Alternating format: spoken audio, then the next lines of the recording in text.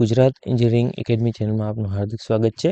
તો આજે આપણે વાત કરવાના છીએ ઘણા બધા વિદ્યાર્થી મિત્રો અપડાઉન કરતા હોય છે.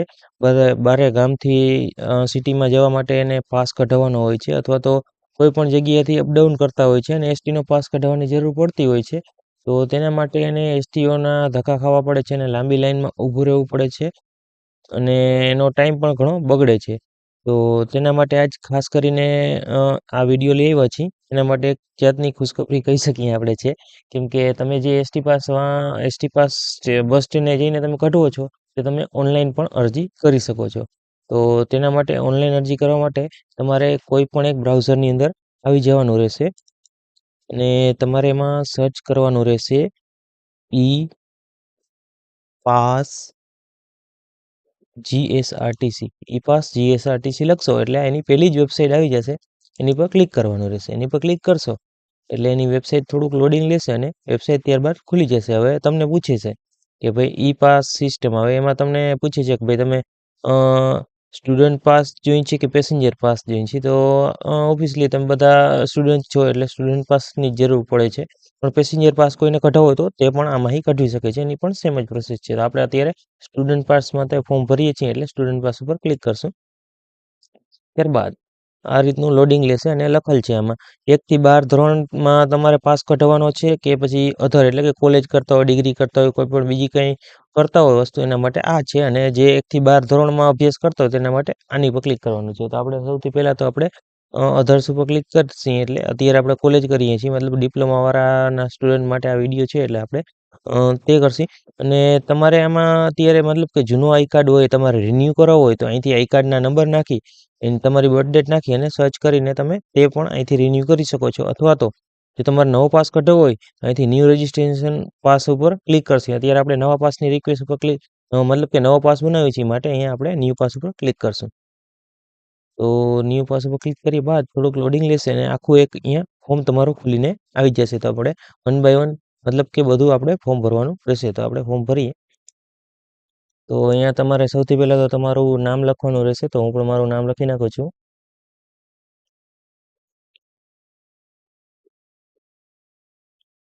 અને તમારે અહીંયા તમારું પૂરું નામ લખવું હોય તો પૂરું નામ પણ લખી છો તમારા પપ્પાના સાથે, અથવા તો તમારા આધાર કાર્ડમાં જે રીતે પ્રિન્ટેડ હોય એ રીતે તમારે અહીંયા નામ લખવાનું રહેશે. તો હું પણ મારા આધાર કાર્ડની જેમ આમાં નામ લખી નાખું છું. તમારે પણ તમારા આધાર કાર્ડ પ્રમાણે અહીંયા તમારું નામ લખવાનું રહેશે. ત્યાર પછી અહીંયા તમારી બર્થ ડેટ દાખલ કરવાની રહેશે. તો હું પણ મારી બર્થ ડેટ દાખલ કરી દઉં છું. અથવા તો તમે દાખલ ના કરવી હોય તો આ નીચે આપેલું છે આ કેલેન્ડર, એમાંથી સિલેક્ટ પણ કરી શકો છો અને જે ઠીક લાગે તે તમે કરી શકો છો. તો બર્થ ડેટ મેં દાખલ કરી દીધી છે. ત્યારબાદ તમારે અહીંયા તમે શું કરો છો તે દાખલ કરવાનું છે. મતલબ કે કોલેજ કરો છો, ડિગ્રી કરો છો, બીએ કરો છો, આઈટીઆઈ કરો છો, જે આમાં બધા ઓપ્શન આવે છે તેમાંથી તમે જે પણ કરતા હોય તેમાં સિલેક્ટ કરવાનું છે. તો આપણે ડિપ્લોમા એન્જિનિયરિંગ સિલેક્ટ કરશું. એમાંથી થોડુંક સર્ચિંગ આવશે. તો ડિપ્લોમા એન્જિનિયરિંગ સિલેક્ટ કરશો ત્યારબાદ થોડુંક સર્ચિંગ થશે અને ત્યારબાદ તમારે અહીંયા તમારી કોલેજનું નામ દાખલ કરવાનું રહેશે. તો હું પણ મારી કોલેજનું નામ દાખલ કરી દઉં છું. અહીંયા તમારે થોડુંક તમારું કોલેજનું નામ લખશો એટલે અહીંયા તમને એનું નામ પૂરું જોવા મળી જશે. નીચે લિસ્ટ આવી જશે. મતલબ કે તમારી કોલેજમાંથી અહીંયા એસટી પાસની અરજી આપેલી છે કે નહીં. જો નહીં આપેલી હોય, મતલબ કે તમારી ટર્મ ચાલુ નહીં થઈ અથવા તમારી કોલેજનું નામ નહીં બોલતું હોય તો તમારી કોલેજનું નામ નીચે નહીં બતાવે. તો તમારે અહીંયા દાખલ કરી નાખવાનું રહેશે. જો પણ અને જો અહીંયા સિલેક્ટ કરવાનું નીચે ઓપ્શન આવે તેમાંથી સિલેક્ટ કરો તો વધારે સારું. નકર તમારે અહીંયા તમારી કોલેજનું નામ દાખલ કરવાનું રહેશે. ને ત્યાર પછી તમારે બાજુમાં તમારી કોલેજનું એડ્રેસ પણ નાખવાનું રહેશે. તો એ બધી ડિટેલ હું ભરી લઉં છું. ત્યાર પછી આપણે આગળ જોઈએ. તો આ રીતે મેં કોલેજનું નામ અને એડ્રેસ લખી નાખ્યો છે. ત્યારબાદ તમારી જાતિ કઈ છે, મતલબ કે ઓબીસી લાગુ પડશે, એસટી લાગુ પડશે, કેમાં તમારે આવે છે કેટેગરી, બરાબર, તે તમારે સિલેક્ટ કરવાની છે. હું ઓબીસી સિલેક્ટ કરું છું.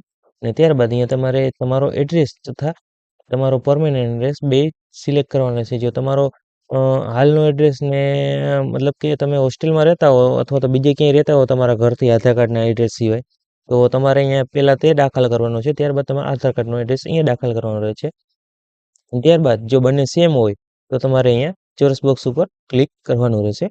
અને સોરી એક મિસ્ટેક થઈ ગઈ. અહીંયા તમારે આધાર કાર્ડનો એડ્રેસ દાખલ કરવાનો છે અને ત્યારબાદ અહીંયા હાલનો એડ્રેસ એટલે કે તમે હોસ્ટેલમાં કે ગમે બીજે ક્યાંય રહેતા હો આધાર કાર્ડના એડ્રેસ સિવાય એ અહીંયા દાખલ કરવાનો રહેશે. તો અહીંયા મેં એડ્રેસ ફિલ કરી દીધો છે. ત્યારબાદ તમે ક્યાંથી ચડવાના છો તે સ્થળ અહીંયા દાખલ કરવાનું રહેશે.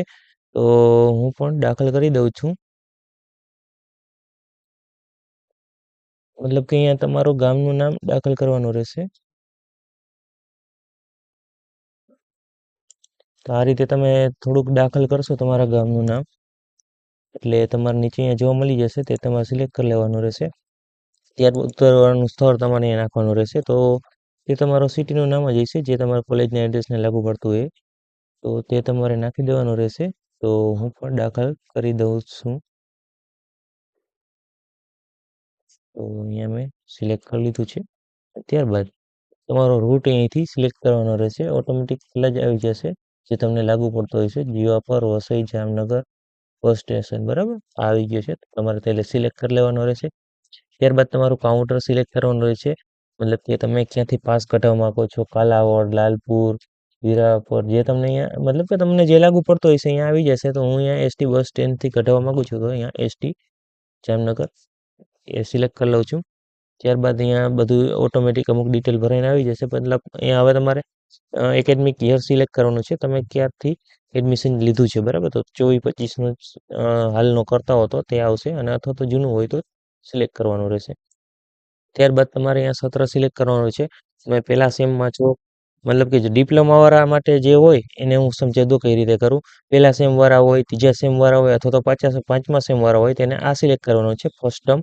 ત્યારબાદ બીજા સેમવાળા, ચોથા સેમવાળા અને છઠ્ઠા સેમવાળાને આ સેકન્ડ ટર્મ સિલેક્ટ કરવાનું. અને જે લોકો 11-12 કરતા હોય અને તેને દિવાળી પહેલાંની પરીક્ષા લેવાઈ ગઈ હોય તો મતલબ કે દિવાળી પહેલાં એ મતલબ કે દિવાળીનું જે નાનું વેકેશન પડે છે મતલબ કે 6 મહિના પૂરા થઈ ગયા હોય તો તેને આ અને 6 મહિના પૂરા ના થયા હજી હમણાં ચાલુ કર્યું તો તેને આ સિલેક્ટ કરવાનું છે. મતલબ કે ફર્સ્ટ ટર્મ અને ત્યારબાદ સેકન્ડ ટર્મ બરાબર. તો હું અત્યારે સેકન્ડ ટર્મમાં છું તો સેકન્ડ ટર્મ સિલેક્ટ કરી લઉં છું.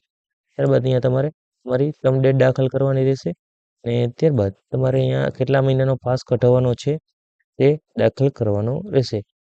તો મારે મહિનાનો કઢાવવો છે, 3 મહિનાનો કઢાવવો છે અથવા તો આખા ટર્મનો કઢાવવો છે તો તે તમારા પ્રમાણે તમારે સિલેક્ટ કરવાનો છે. તો હું અહીંયા મંથનો સિલેક્ટ કરી લઉં છું અને ત્યારબાદ અહીંયા પાસ શરૂ થયાની તારીખ તમારે જે સિલેક્ટ કરવી હોય તે સિલેક્ટ કરી શકો છો. આજથી કઢાવવો હોય તો આજથી, તો કાલથી શરૂ કરવો હોય તો હું અહીંયા જે દિવસથી મારે કઢાવવો છે તે સિલેક્ટ કરી લઉં છું અને ત્યારબાદ થોડુંક લોડિંગ લેશે અને અમુક ડિટેલ અહીંથી તમે એન્ટર નહીં કરી શકો જેમ કે આ ટર્મ ડેટ છે તે તમારે હમણાં એન્ટર નહીં થાય. ત્યારબાદ અહીંયા સેવાનો પ્રકાર સિલેક્ટ કરવાનો છે. મતલબ કે સિટી બસનો પાસ કઢાવવો છે, લોકલનો કઢાવવો છે અથવા તો એક્સપ્રેસનો. તો મારે લોકલનો છે તો હું લોકલ સિલેક્ટ કરી લઉં છું. ત્યારબાદ અહીંયા બધું તમારે આવી જશે આઈ કાર્ડ ને એ બધું અને ત્યારબાદ અહીંયા તમારે તમારા મોબાઈલ નંબર દાખલ કરવાના છે અને ત્યારબાદ અહીંયા તમારે ઈમેલ આઈડી તમારી દાખલ કરવાની રહેશે. તો હું પણ મારા મોબાઈલ નંબર દાખલ કરી દઉં છું. મોબાઈલ નંબર દાખલ કરી દીધે છે. ત્યારબાદ મારે અહીંયા ઈમેલ આઈડી દાખલ કરવાની રહેશે તો તે પણ હું દાખલ કરી દઉં છું.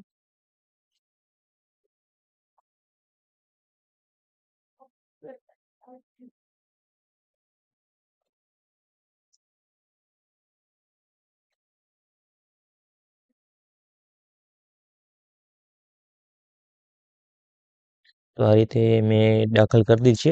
ત્યારબાદ તમારે પેમેન્ટ કઈ રીતે કરવું છે, કેશમાં કરવું છે કે ઓનલાઈન, તો તમે બંને રીતે કરી શકો છો. તો હું અત્યારે કેશ સિલેક્ટ રાખું છું. જો તમારે ઓનલાઈન કરવું તો તમે ઓનલાઈન પણ કરી શકો છો ગૂગલ પેથી અથવા તો અત્યારે તમે પેમેન્ટ કરી દેશો બરાબર. તો હું કેશમાં કરવા માગું છું. મતલબ કે કાઉન્ટરે જઈને મતલબ કે તમારે એસટી બસ સ્ટેન્ડે એકવાર તો જવું પડશે. મતલબ કે તમારે લાંબી લાઈનમાં નહીં ઊભું રહેવું પડે. આ તમારે આનું એક પ્રિન્ટ આઉટ નીકળશે એ તમારે દઈ દેવાનું અને ત્યારબાદ તમારા પૈસા દઈ દેવાના ને બોનોફાઇડ ને એવું બધું અમુક કોલેજના કાગળિયા હોય એ તમે દઈ દેશો આધાર કાર્ડની ઝેરોક્સને એટલે તમને પાસની પ્રિન્ટ આઉટ કાઢીને આપી દેશે. તમારે લાંબી લાઈનમાં ઊભું રહેવાની જરૂર નહીં પડે.